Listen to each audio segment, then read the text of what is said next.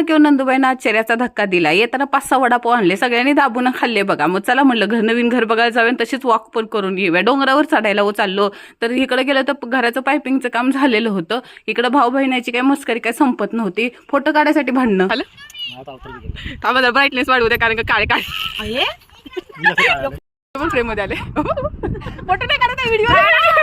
एकदम झागूर मागूर मग आमच्या घराचं काम झालेलं एकदम रावस मध्ये. आमची तुळस कट्टाक पण जबरदस्त झालेले. दिवळी बघा संध्याकाळचा आपला मस्तपैकी दिवा लावायचा तुळशीला. अहो उंच झाले ना कट्टा, त्यामुळे आमच्या नंदुबाईला टुनकीनं उडी मारून बसावं लागते. बाहेरच्या हॉलला पिवळा कलर आणि देवाऱ्याला सुद्धा आम्ही पिवळा कलरच मारलेला आहे, शुभ कलर असतो ना. आणि बेडरूमला गुलाबी कलर मारलेला आहे. आणि किचनला आमच्या पूर्ण स्टाईलच आहे. एकच भिंत आहे ती पण थोडीशी माळ्याच्या वरते, तिला पिस्ता कलर मारलाय. आईना नको म्हणलं तरी आईचं आमच्या खुडबुड काही ना काहीतरी काम दिवसभर.